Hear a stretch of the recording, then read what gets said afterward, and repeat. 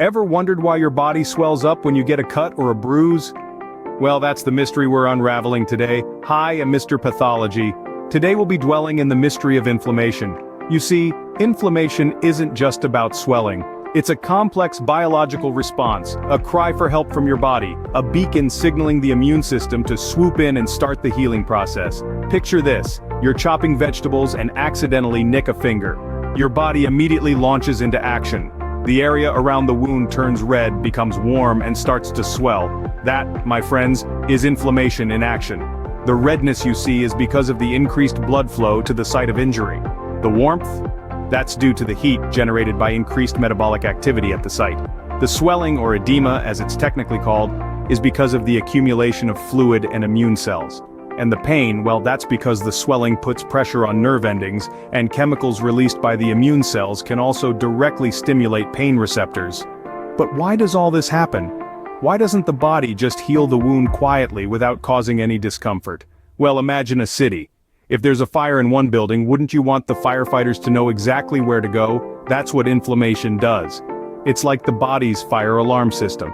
The signals of inflammation, redness, heat, swelling, and pain are like smoke signals, alerting the immune system to the site of injury or infection.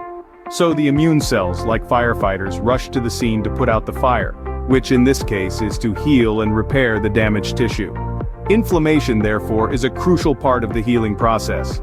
Without it, wounds would fester, infections could spread, and the body wouldn't be able to repair itself. So, next time you get a cut or a bruise, remember that swelling is your body's way of saying, "Don't worry, I'm on it."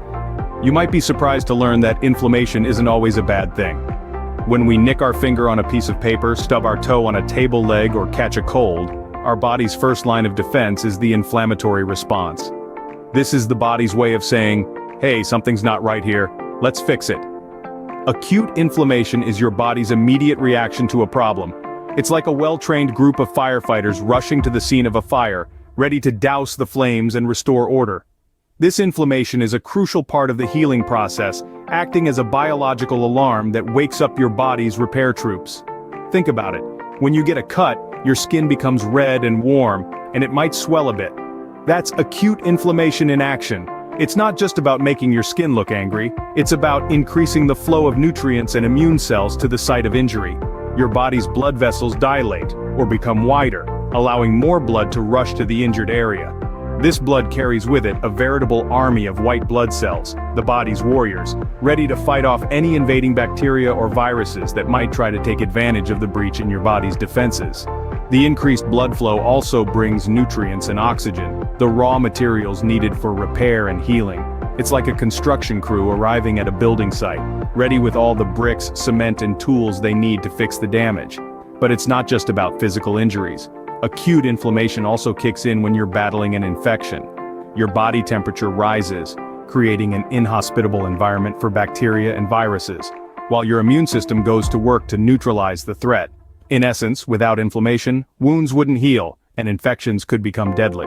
So next time you see your skin turn a bit red or feel a touch of heat from a bruise, take a moment to appreciate your body's incredible defense mechanism, working overtime to keep you safe and healthy. However, not all inflammation is beneficial. Ever heard of chronic inflammation? You see, inflammation isn't always the hero of our story. When it overstays its welcome, it can become a villain in disguise. This is what we call chronic inflammation. Unlike acute inflammation, which is a rapid response to injury or infection that usually resolves in a few days, chronic inflammation is a long-term state of alert. It can persist for months or even years, and here's where things get really tricky. Imagine your body's immune system as a vigilant security guard, always on the lookout for trespassers. Acute inflammation is like a call to action. The guard springs into action, deals with the problem, and then stands down. It's quick, efficient, and necessary. But chronic inflammation is like the guard sounding the alarm and never turning it off, even when there's no real threat. Now you might be thinking, so what? Better safe than sorry, right? Well, not exactly. You see, this constant state of high alert can start to cause some serious collateral damage. An overactive immune response can begin to attack healthy cells and tissues, mistakenly identifying them as threats. And this can lead to a myriad of health problems. Chronic inflammation has been linked to a laundry list of health conditions, from heart disease to diabetes, arthritis, and even certain types of cancer. It's like a ticking time bomb, causing gradual, often invisible damage to your body. And here's the kicker. Chronic inflammation often has no noticeable symptoms until actual disease occurs. It's a silent enemy, slowly wreaking havoc behind the scenes. You might not feel anything out of the ordinary, but inside, your body could be fighting a relentless battle. So, while acute inflammation is a crucial part of your body's defense mechanism, it's clear that its chronic counterpart is far from beneficial. It's a case of too much of a good thing turning bad. Chronic inflammation then is like a false alarm that never stops, causing damage to your body over time. So how can we keep inflammation in check and ensure it's helping rather than harming us? Well, one strategy is to maintain a healthy diet. This doesn't mean you need to become a nutritionist overnight. Rather, it's about making small, manageable changes like incorporating more anti-inflammatory foods into your meals. Foods rich in omega-3 fatty acids such as fatty fish, walnuts, and flax seeds are known to combat inflammation. Fruits and vegetables, particularly those deeply colored ones like berries, cherries, and leafy greens, are packed with antioxidants that help reduce inflammation. Of course, diet is just one piece of the puzzle. Regular exercise is also crucial in managing inflammation. The key here isn't to train for a marathon, but to engage in consistent, moderate activity. This could be a brisk walk, a yoga session, or a bike ride. Regular exercise not only reduces inflammation, but also boosts your mood and overall health. Now let's talk about sleep. It's often overlooked, but getting adequate sleep is vital to keeping inflammation at bay. When we're sleep deprived, our bodies produce more inflammatory substances, which can lead to chronic inflammation. So make sure you're getting those 7 to 9 hours of rest each night. Lastly, let's not forget about stress management. Chronic stress can lead to prolonged inflammation, which can wreak havoc on your body. So, it's essential to find effective ways to manage stress. This could be through mindfulness practices like meditation, engaging in hobbies you love, or simply taking time out for relaxation. These are just a few ways to tame the flame of inflammation. It's not about perfection, but rather about making consistent, positive changes to your lifestyle. And remember, everyone's body is different, so what works best for one person may not work for another. It's always a good idea to consult with a healthcare professional before making major changes to your lifestyle or diet. Remember, a balanced lifestyle is key to keeping inflammation in its beneficial zone. Inflammation, it's a complex and fascinating process, isn't it? And now, as we wrap up, let's take a moment to reflect on what we've learned. We unveiled the mystery of inflammation, revealing it as our body's first line of defense against injury or infection. This biological response is designed to protect us, sending out the body's white blood cells and substances to combat any foreign invaders. It's a fascinating process that shows just how remarkable our bodies truly are.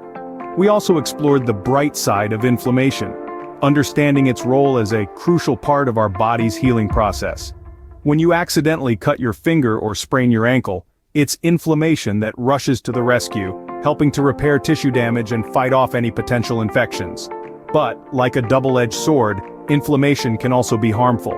Chronic inflammation, resulting from an overactive immune response, can lead to a host of health problems, including heart disease, diabetes, and even cancer. It's a stark reminder that too much of even a good thing can have detrimental effects. We then delved into how we can tame the flame of inflammation. A balanced diet, regular exercise, adequate sleep, and stress management can all play a major part in keeping inflammation in check. Plus, certain medications and therapies can help in cases where lifestyle changes might not be enough. So here we are at the end of our journey, armed with a deeper understanding of inflammation. From its vital role in our body's defense system, to its potential dangers when left unchecked, and finally, the ways we can manage it. Remember, knowledge is power. The more we understand about our bodies and how they work, the better we can care for them. So, the next time you see a bruise or feel a swelling, you'll know exactly what's happening under your skin and how to best support your body in its healing process.